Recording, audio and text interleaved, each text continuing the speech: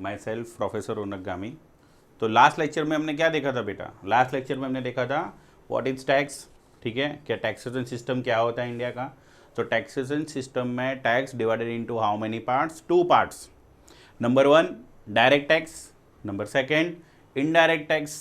इन TY BCom, ठीक है, TY BCom का जो सेमिस्टर नंबर 5th है उसमें हम क्या पढ़ने वाले हैं? Direct tax. और टीवाई बीकॉम के सेमिस्टर नंबर 6 उसमें हम क्या पढ़ेंगे? Indirect tax. तो डायरेक्ट टैक्स और इनडायरेक्ट टैक्स दोनों ही टैक्सेशन सिस्टम के ही पार्ट हैं। तो आज हम पहले स्टार्ट करते हैं डायरेक्ट टैक्स का head number first.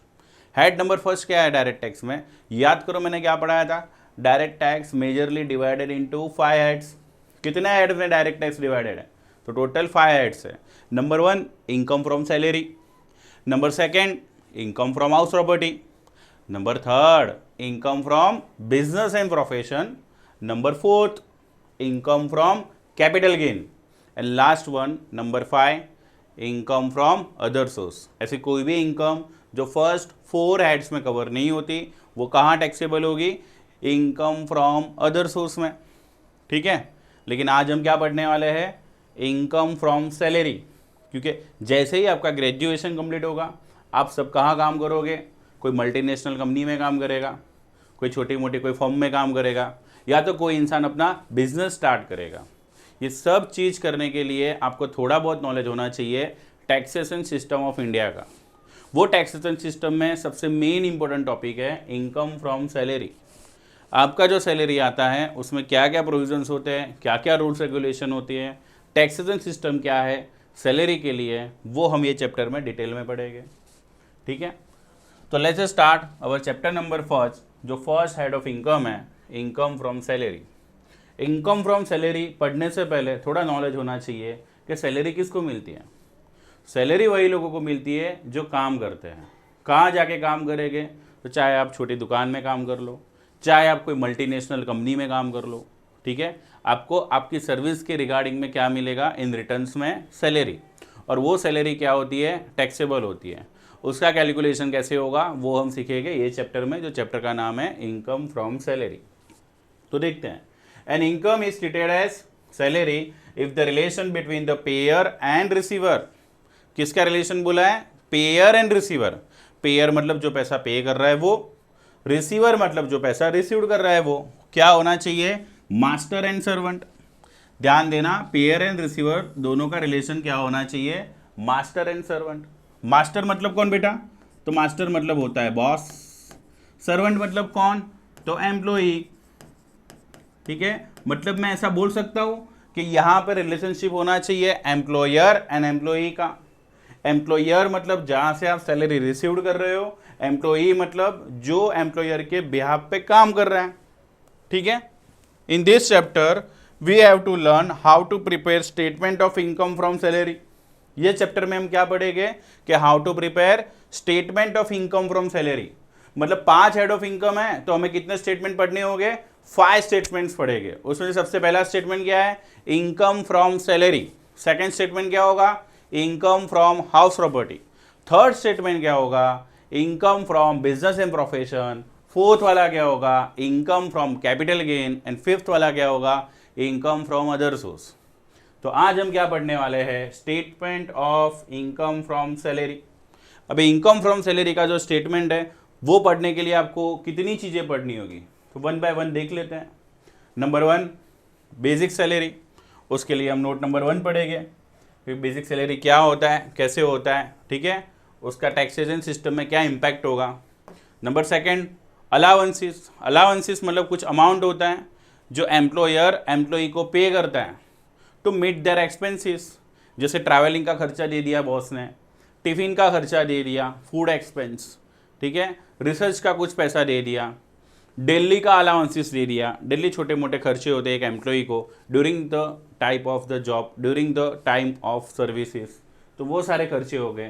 Provident fund हो गया जो एक रिटायरमेंट बेनिफिट प्लान है, gratuity, pension, leave salary, voluntary retirement compensation, retrenchment compensation, advance salary, arrear salary और एंड बोनस।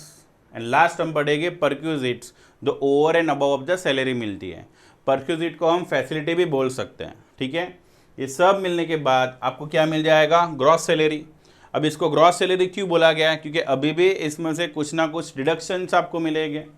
वो डिडक्शन कौन से सेक्शंस में मिलेंगे, तो deduction under section 16, deduction under section 16 standard deduction आपको मिलेगा मैक्सिमम 50,000।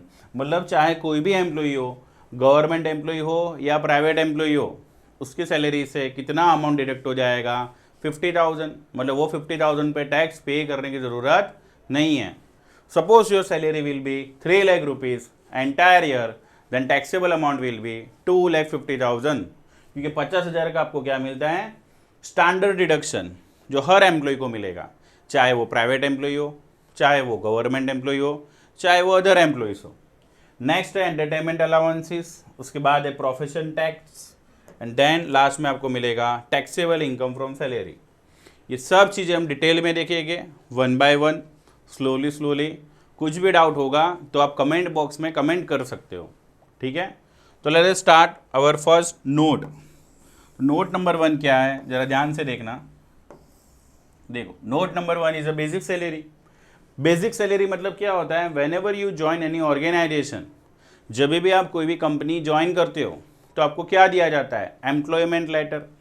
वो एम्प्लॉयमेंट लेटर में लिखा हुआ रहेगा कि आप जो सर्विस परफॉर्म करने वाले हो उसके लिए आपको इतना बेसिक पे मिलेगा, ठीक है, कि ये अमाउंट तो आपको मिलेगा ही मिलेगा, इट्स योर बेसिक पे। Suppose your entire salary will B 25,000, तो उसमें से शायद बेसिक पे होगा 15,000, कि 15,000 तो आपने जो सर्विस प्रोवाइड की कंपनी को, ये उसका पैसा है। एज अ टीचर मैं यहाँ पे हिमल ट्यूटोरियल में एज अ प्रोफेसर अपॉइंट हूँ। सपोज सर ने मेरा सैलरी रखा है 50,000, तो उसमें से 40,000 इज माई बेसिक पे। मैंने जो आपको सर्विस प्रोवाइड की, टीचिंग सर्विस, उसके रिलेटेड जो पैसा पे कर रहे हैं हिमल सर मुझे, उसको मैं क्या बोलूँगा, basic salary. It would be 40,000।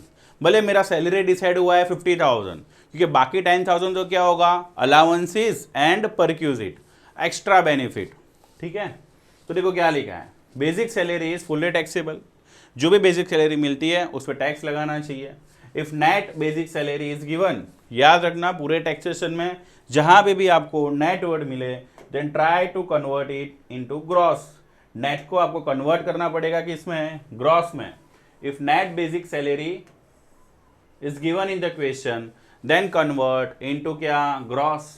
पहले आप उसको कन्वर्ट करोगे, किसमें कन्वर्ट करोगे बेटा, ग्रॉस में कन्वर्ट करोगे।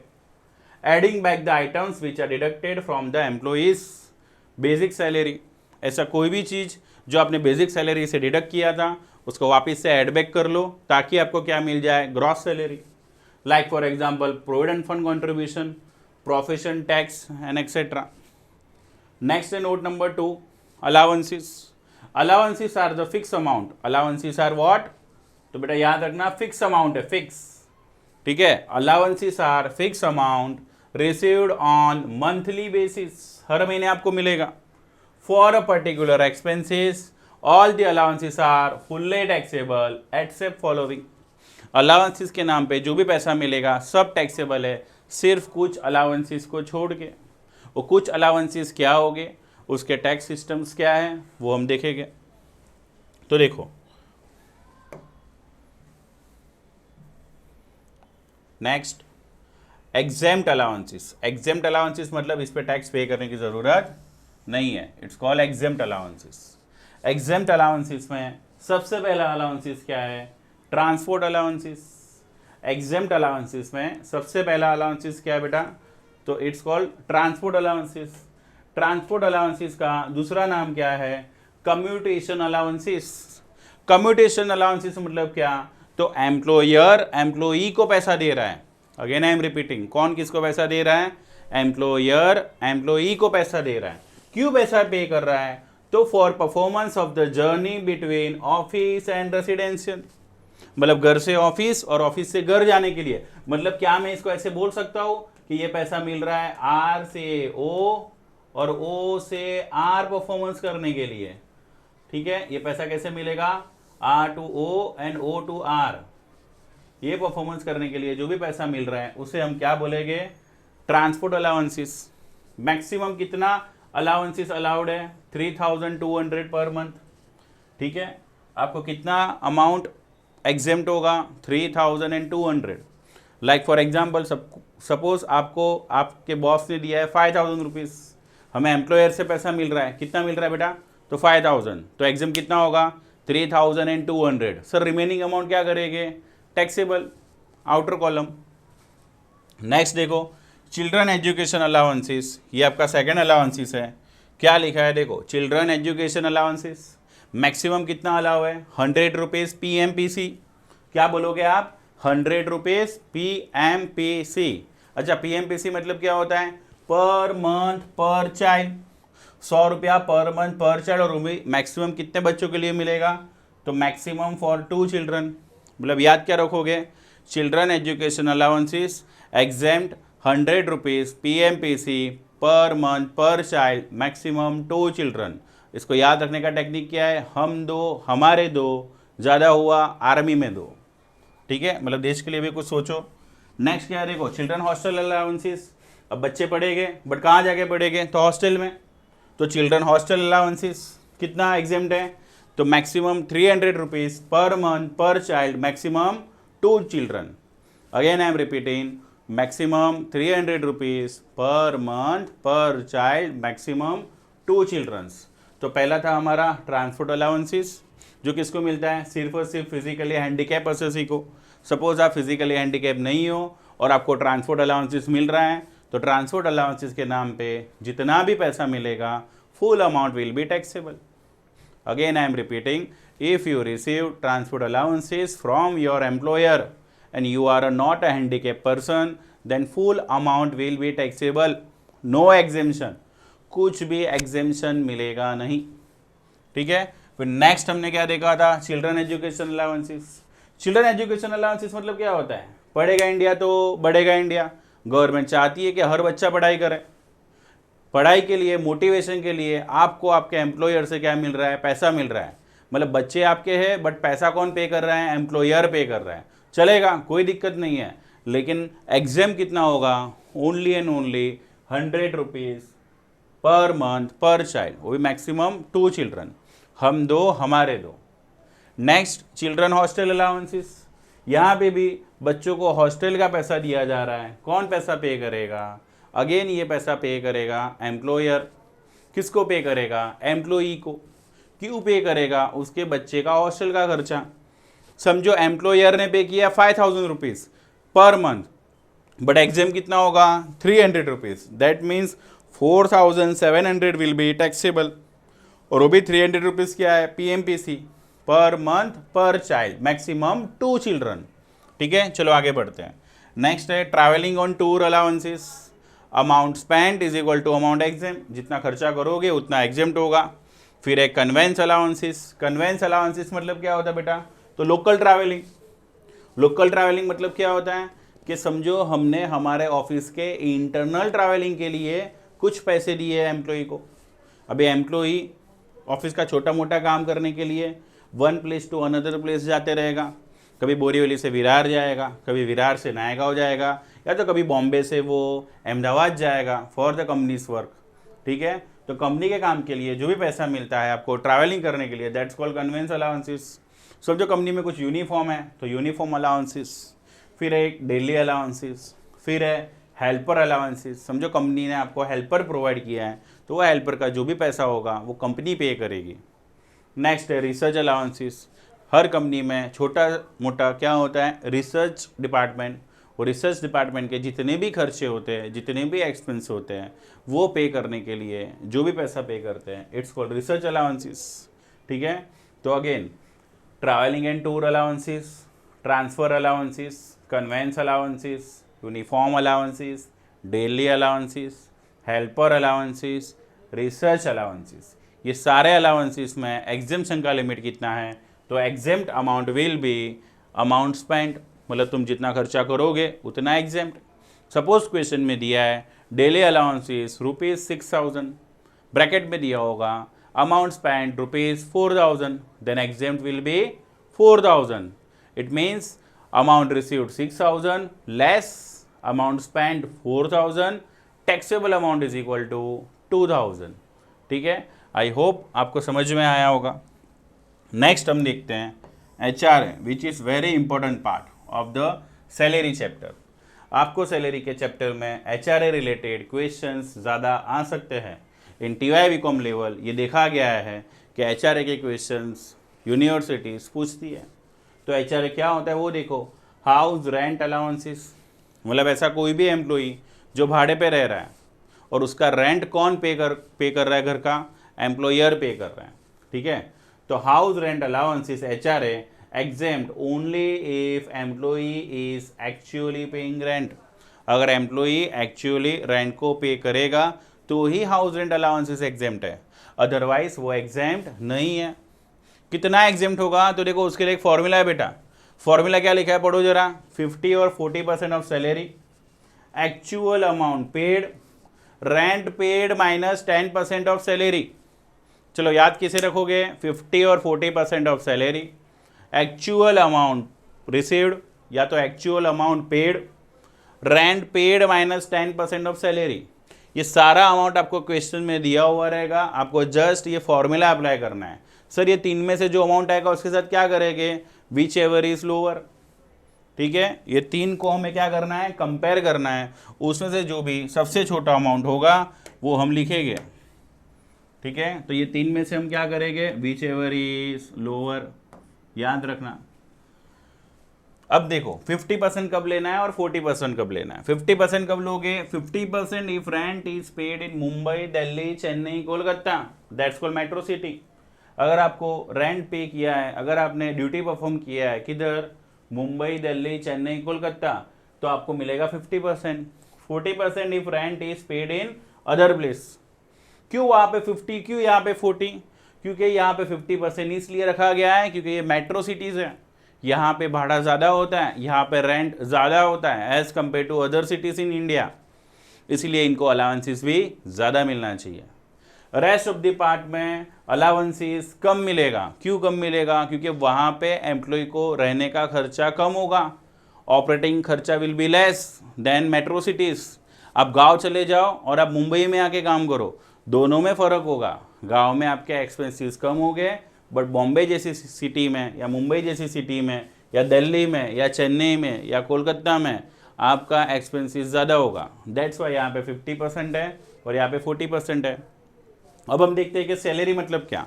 तो यहाँ पे सैलरी के फॉर्मूला में जहाँ पे भी सैलरी लिखा है वहाँ पे सैलरी का मतलब क्या होगा, basic plus DA plus TC। क्या बोलना सीखोगे आप पहले, basic plus DA plus TC। क्या बोलना है, अगेन आई एम रिपीटिंग, चलो मेरे साथ रिपीट करो सब बच्चे। क्या बोलेंगे, basic plus DA plus TC। अच्छा बेसिक मतलब जो क्वेश्चन में दिया रहेगा वो बेसिक सैलरी लेना है, साथ में DA लेना है, ठीक है। बट DA कौन सा लेके, इन टर्म्स। अब ये in terms not in terms ये क्या होता है तो वो थोड़ी देर बाद देखेंगे। अभी के लिए इतना याद रखो कि basic plus DA plus TC। TC मतलब टर्न ओवर कमीशन। बहुत बार कंपनी टारगेट देती है कि अगर आपने हमारी कंपनी का सेल्स 10 लाख रुपए से बढ़ा के दिया तो जितना भी अमाउंट आप बढ़ाओगे उतने अमाउंट पे आपको क्या मिलेगा, कमीशन मिलेगा, over and above of your salary, ठीक है। मार्केटिंग वालों को नॉर्मली मिलता है ये। नेक्स्ट हम देखते हैं entertainment allowances. Let's see the entertainment allowances. देखो एंटरटेनमेंट अलाउंसेस, तो entertainment allowances divide into two parts, government employee and other employee. क्योंकि एम्प्लॉई दो प्रकार के होते हैं, या तो वो गवर्नमेंट कंपनी में काम करेंगे या तो कोई प्राइवेट कंपनी में काम करेंगे। तो चलो देखते हैं government employee, first include then deduct. क्या बोलने का बेटा, फर्स्ट इंक्लूड देन डिडक्ट। चलो वापस रिपीट करो, क्या बोलोगे, फर्स्ट इंक्लूड देन डिडक्ट। मतलब पहले हम स्टेटमेंट में लिखेंगे, फिर डिडक्शन अंडर सेक्शन 16 में उसको डिडक्शन देंगे। अगेन आई एम रिपीटिंग, पहले हम वो स्टेटमेंट में ऊपर लिखेंगे, मतलब जो ग्रॉस सैलरी जो हमने देखा था ना फर्स्ट स्लाइड में, वहां पे हम एज ए इनकम कंसीडर करेंगे, उसके बाद हम लेस करेंगे, लेस डिडक्शन अंडर सेक्शन 16। देखो एक क्वेश्चन सॉल्व करेंगे ना तो ये बाकी सारे डाउट्स आपके क्लियर हो जाएंगे। अभी के लिए जस्ट कॉन्सेप्ट पे ध्यान दो, ये कैसे करेंगे, उसका प्रेजेंटेशन कैसे होगा, जैसे ही मैं सम सॉल्व करवाऊंगा आपको ऑटोमेटिक पता चल जाएगा, ठीक है। तो चलो फॉर्मूला क्या है इसका, 1/5 of basic salary, actual amount received 5000 whichever is less. Again यहाँ पे क्या है, 1/5 ऑफ बेसिक सैलरी, ठीक है, आपको अपनी बेसिक सैलरी का 1/5% लेना है। एक्चुअल अमाउंट रिसीव्ड, कितना अमाउंट आपको बॉस से मिला है वो, और ₹5,000 विच एवर इज लोअर, ठीक है। Next, other employ only include no deduction, मतलब इन्हें सिर्फ इंक्लूड करना है ग्रॉस सैलरी के पहले, डिडक्शन अंडर सेक्शन 16 नहीं मिलेगा। किसको नहीं मिलेगा? अगर वो अदर एम्प्लॉय है। ये अदर एम्प्लॉय मतलब कौन से एम्प्लॉय होते हैं? तो बेटा ऐसे जो भी लोग जो प्राइवेट कंपनी में काम करते हैं, it's called other employ. Other employ को कौन सा अलाउंसेस नहीं मिलेगा? तो एंटरटेनमेंट अलाउंसेस नहीं मिलेगा। गवर्नमेंट एम्प्लॉय को एंटरटेनमेंट अलाउंसेस मिलेगा। कितना मिलेगा? तो 1/5 of basic salary, actual amount received, maximum ₹5,000 which ever is lower. चलो अभी हम आगे बढ़ते हैं। आगे देखो नोट नंबर 3। आपने बहुत बार अपनी लाइफ में सुना होगा कि हमारी सैलरी से क्या कट रहा है? पीएफ कट रहा है। क्या सुना रहेगा आपने कि हमारी सैलरी से एम्प्लॉय ने क्या काट दिया? पीएफ काट दिया। पीएफ क्या होता है? तो PF is a retirement benefit plan. Again I am repeating, PF is a retirement benefit plan. मतलब क्या होता है? एक है ना, एक थियरी ऐसा बोलता है कि इंसान को जितना भी पैसा देते हैं ना, उतना उसे कम ही लगता है, क्योंकि human wants are never end. तुमने 11th स्टैंडर्ड में ओसीएम में पढ़ा रहेगा, अरे ऑर्गेनाइजेशन ऑफ कॉमर्स, वहाँ पे एक लाइन पढ़ी होगी कि human wants are never end. पहले समझो तुम्हारा अगर 50,000 में चल रहा था, आज तुम्हारी सैलरी अगर 1 लाख होगी तो वो 1 लाख रुपए के हिसाब से आपका एक्सपेंस होगा। लेकिन आप एक चीज़ भूल रहे हो, धीरे धीरे आपकी रिटायरमेंट की एज नज़दीक आ रही है, तो आफ्टर रिटायरमेंट क्या आपको सैलरी मिलेगा? नहीं मिलेगा। तो रिटायरमेंट के बाद क्या पैसे नहीं चाहिए? चाहिए, क्योंकि ज़िंदगी तो जीना है ना। जैसे जैसे इंसान बड़ा होते जाता है वैसे वैसे उसका एक्सपेंस भी बढ़ते जाता है, तो वो एक्सपेंस आपके लिए बर्डन ना लगे, इसीलिए कंपनी आपकी सैलरी से क्या काटती है? Provident fund. प्रोविडेंट फंड एक फंड है। फंड मतलब क्या है कि कुछ पैसा कहाँ पे डिपॉजिट हो रहा है। अगेन आई एम रिपीटिंग, आपकी सैलरी से कुछ अमाउंट डिपॉजिट हो रहा है जो आपको नहीं मिलेगा। Suppose your salary will B 50,000 और PF will be 10% of your salary. That means आपको सैलरी इन हैंड कितना मिलेगा? ओनली 45,000। 5,000 रुपया कहाँ गया? पीएफ अकाउंट में। तो देखो पीएफ अकाउंट होता क्या है, तो पहले पीएफ अकाउंट समझने से पहले आपको समझना होगा कि पीएफ कितने टाइप का होता है और कहाँ कहाँ होता है। तो पीएफ लेने के लिए सबसे पहले आपको क्या करना पड़ेगा? जॉब करना होगा। तो पहले समझो जॉब कितना होता है। तो देखो बेटा, जॉब डिवाइडेड इनटू 2 पार्ट्स। चलो कौन सी जॉब होती है? एक होती है गवर्नमेंट जॉब, ठीक है, और एक कौन सी होती है? तो एक होती है भाई प्राइवेट जॉब। तो गवर्नमेंट एम्प्लॉय को जो मिलता है उसको क्या बोलते हैं? एसपीएफ। बड़ा एसपीएफ मतलब क्या? तो जो अभी हम पढ़ने वाले हैं, statutory provident fund. Again I am repeating, SPF मतलब क्या होता है? Statutory provident fund. अच्छा, प्राइवेट एम्प्लॉय को भी पीएफ मिलता है? यस मिलता है, लेकिन उनके पीएफ को क्या बोलते हैं? आरपीएफ या तो UPF. Again I am repeating, private employ को जो पीएफ मिलता है, प्रोविडेंट फंड मिलता है, उसे हम क्या बोलते हैं? आरपीएफ या तो यूपीएफ। आरपीएफ मतलब रिकॉग्नाइज प्रोविडेंट फंड, यूपीएफ मतलब अनरिकॉग्नाइज प्रोविडेंट फंड। ये दोनों क्या होते हैं? जब आएगा तब मैं बताऊंगा। चलो अभी थोड़ा और एडिशन याद रखो। स्टैट्यूटरी प्रोविडेंट फंड जो होता है वो गवर्नमेंट एम्प्लॉय को क्या होता है? एग्जेम्प्ट होता है under section 10(11). Recognise provident fund ये भी एग्जेम्प्ट होता है अंडर सेक्शन 10(12). याद रखना, statutory provident fund are exempt under section 10(11). मतलब स्टैट्यूटरी प्रोविडेंट फंड के नाम पे रिटायरमेंट के टाइम आपको जो भी पैसा मिलेगा पूरा का पूरा एग्जेम्प्ट, टैक्स पे करने की ज़रूरत नहीं है। क्यों नहीं है? Because you are a government employ, आपने गवर्नमेंट को सर्विस प्रोवाइड किया था। बट अगर समझो आपने प्राइवेट कंपनी में जॉब किया और आपकी कंपनी ने आपकी सैलरी से क्या काट दिया है? रिकॉग्नाइज प्रोविडेंट फंड, तो ये एग्जेम्प्ट होता है, लेकिन पार्टली एग्जेम्प्ट होता है। कैसे एग्जेम्प्ट होता है बेटा? तो पार्टली एग्जेम्प्ट होता है। पार्टली एग्जेम्प्ट मतलब कुछ अमाउंट एग्जेम्प्ट होगा, कुछ अमाउंट टैक्सेबल होगा।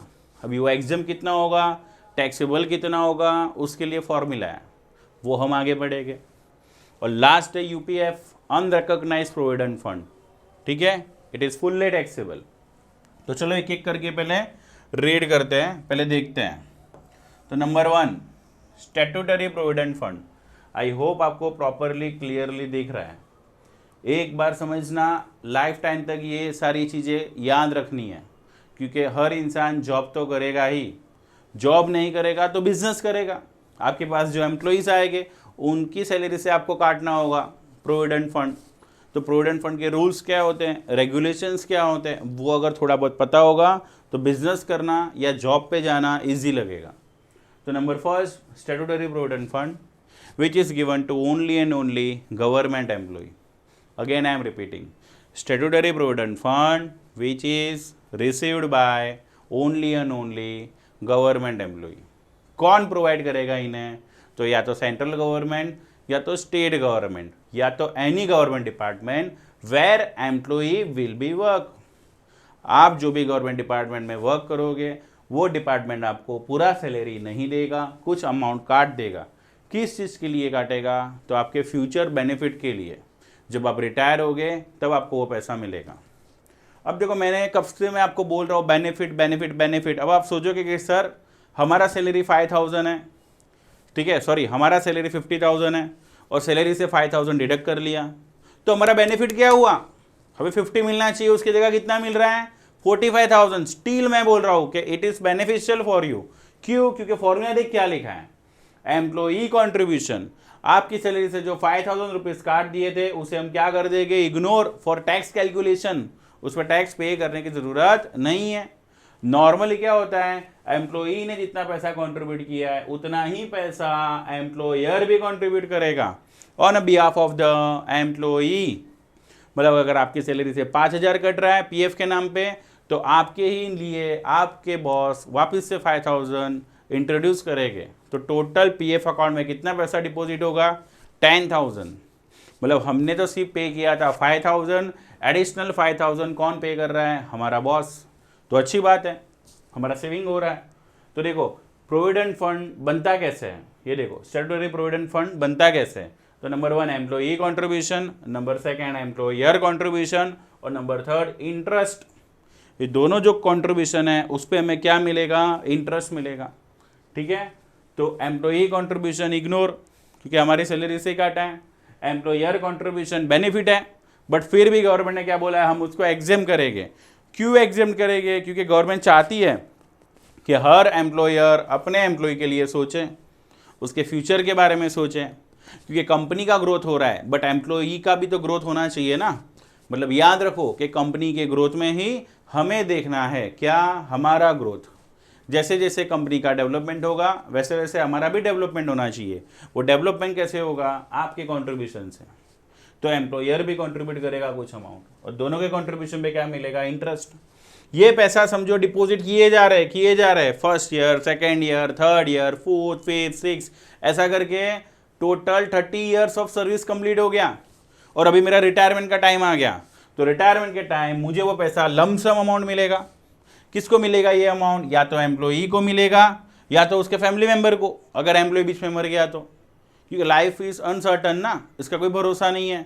समझो कोई एम्प्लॉय बेचारा 5 साल में मर गया तो उसके पैसे गवर्नमेंट रखेगी नहीं। जितना भी पैसा बनता है प्रोविडेंट फंड का, total amount will be given to the nominee और द फैमिली मेंबर। तो ये जो भी पैसा मिलेगा lump sum amount, it is fully exempt. ये अमाउंट क्या हो जाएगा, fully exempt under section 10(11). Section number 10(11) is for the statutory provident fund. Provident fund के नाम पे जो भी अमाउंट मिलेगा वो सारा का सारा अमाउंट क्या हो जाएगा बेटा, तो एग्जेम्प्ट हो जाएगा। बिकॉज देखो स्टार मार्क करके लिखा भी है, because employees contribution is not additional benefit, it is a part of basic salary. और बेसिक सैलरी ऑलरेडी तुमने 50,000 टैक्सेबल कर लिया है, इसलिए अगेन उस पर टैक्स नहीं लगे, इसलिए हमने यहाँ पे इग्नोर किया था। आगे देखते हैं। Our next topic will be recognised provident fund.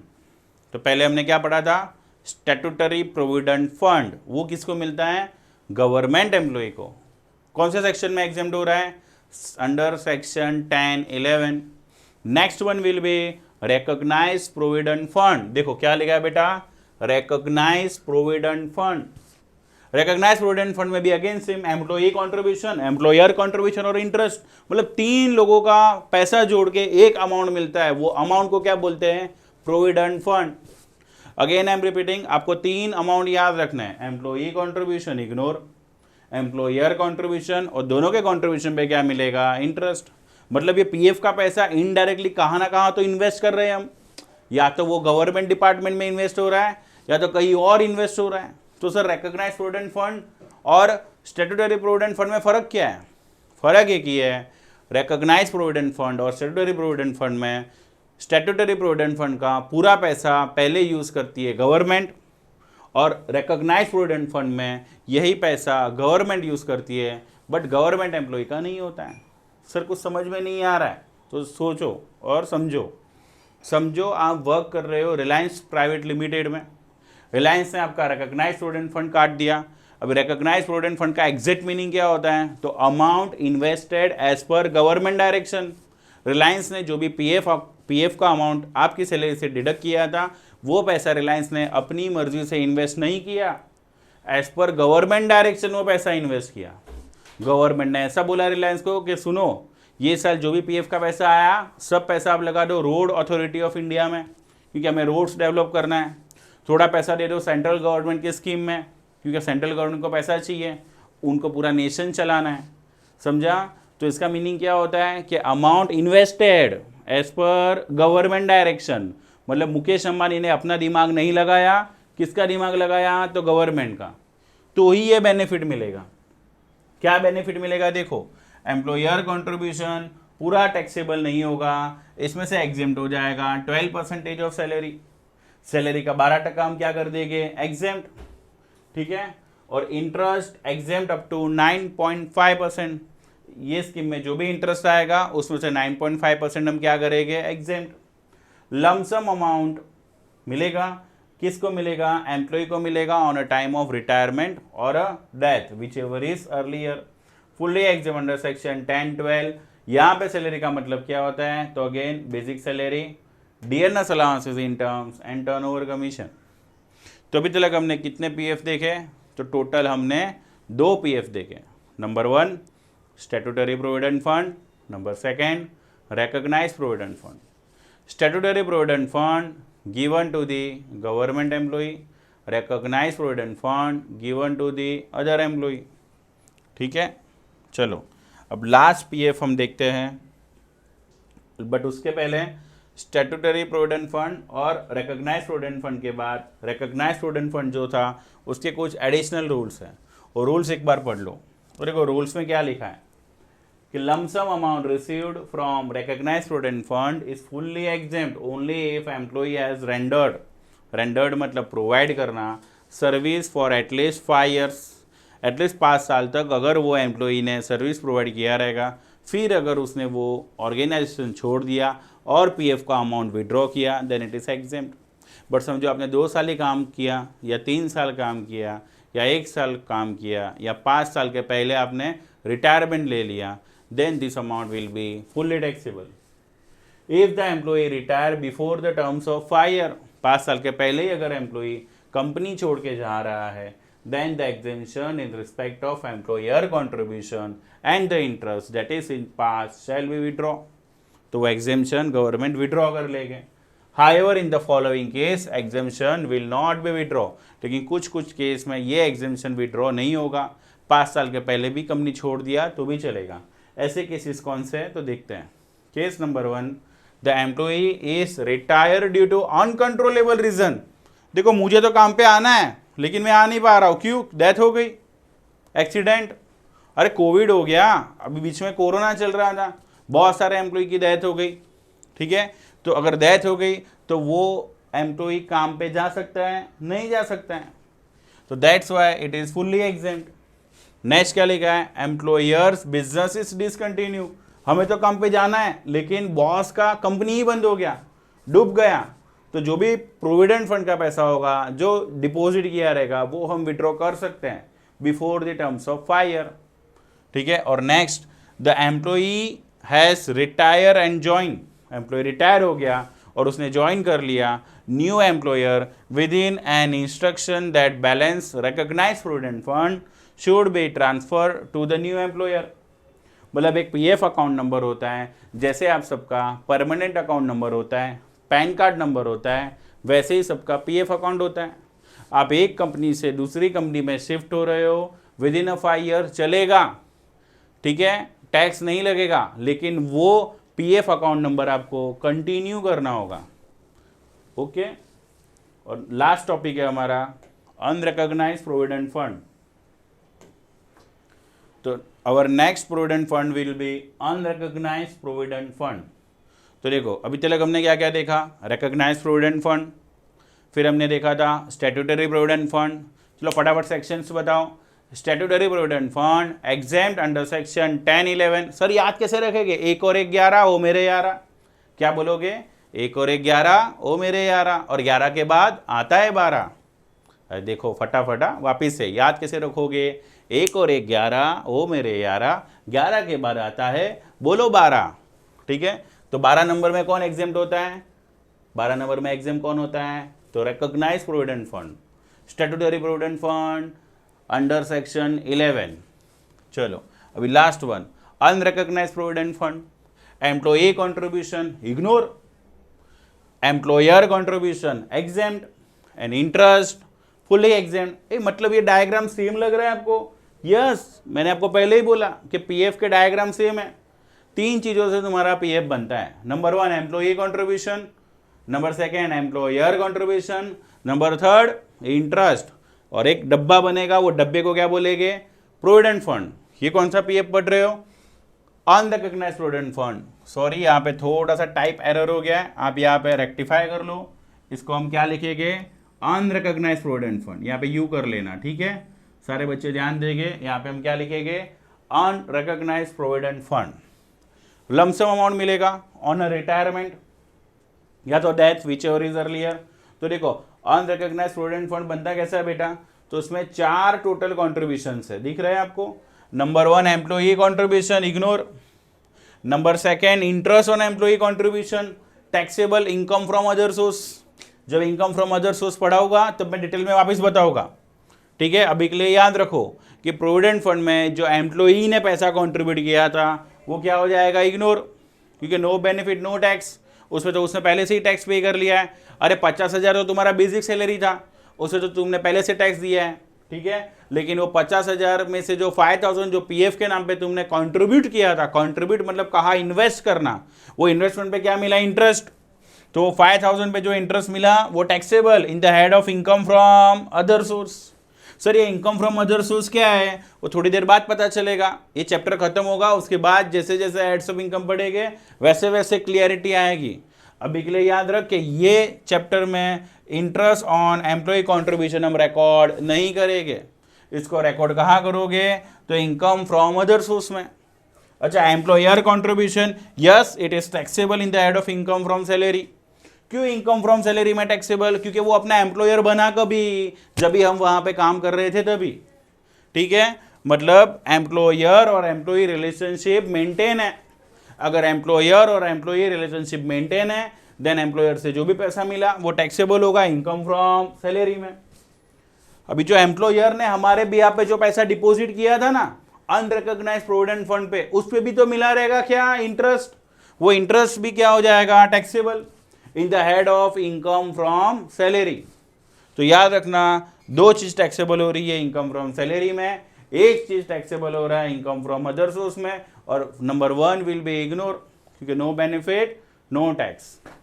तो अभी तक हमने क्या क्या पढ़ा, तो सबसे पहले मैंने पढ़ाया था आज इनकम फ्रॉम सैलरी।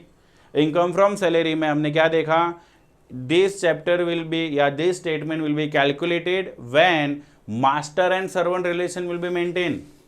मास्टर मतलब एम्प्लॉयर, सर्वेंट मतलब एम्प्लॉई। ये स्टेटमेंट समझने के लिए आपको क्या बनाना पड़ेगा, statement of income from salary. उसने सबसे पहले क्या बनाएंगे, बेसिक सैलरी जो हमने पढ़ लिया। अगर ग्रॉस में दिया है तो उसको try to convert into, net में दिया है तो try to convert into gross. कैसे कन्वर्ट करोगे, add back of certain expenses. उसके बाद हमने नोट नंबर 2 पढ़ा, अलाउंसेस। अलाउंसेस में बहुत सारे अलाउंसेस थे। Number 1 transport allowances. Transport allowances मतलब ऑफिस से घर और घर से ऑफिस आने जाने के लिए पैसा दिया बॉस ने। कितना एग्जम्प्ट होता है? 3200 पर मंथ। कौन से एम्प्लॉय के लिए? तो फिजिकली हैंडीकैप, मतलब एक नॉर्मल एसएससी को मिला तो it is fully taxable. Number 2 children education allowances, क्योंकि पढ़ेगा इंडिया तो बढ़ेगा इंडिया, और हम दो हमारे दो, ज़्यादा हुआ आर्मी में दो, तो कितना एग्जम्प्ट होता है? 100 रुपीज़ PMPC पर मंथ पर चाइल्ड। फिर हमने क्या पढ़ा था? Children hostel allowances. अरे पढ़ेगा इंडिया तो बढ़ेगा इंडिया, लेकिन कहाँ पढ़ेगा? तो हॉस्टल में पढ़ेगा हो, ठीक है। और यहाँ पे भी क्या याद रखेंगे? मैक्सिमम 2 चिल्ड्रन, हम दो हमारे दो, और अमाउंट कितना? 300 रुपीज़ पर मंथ पर चाइल्ड। उसके बाद हमने क्या पढ़ा था? Uniform allowances, daily allowances, helper allowances, research allowances, conveyance allowances. Amount spent is equal to amount exempt. Suppose question में amount spent is not given, खाली ऐसा बोल के छोड़ दिया है कि यूनिफॉर्म अलाउंसेस 5000, तो assume full amount will be spent and पूरा का पूरा एग्जेम्प्ट। उसके बाद हमने क्या पढ़ा था? Entertainment allowances. 2 टाइप के एम्प्लॉय होते हैं, government employ, other employ. Government employ को क्या बोलने का? पहले include then deduct, first include then deduct, first include then deduct. Formula क्या था बेटा? 1/5 of salary, actual amount received, maximum rupees 5000 whichever is less. Other employ में क्या था? Only include no deduct. Then हमने क्या पढ़ा? Provident fund.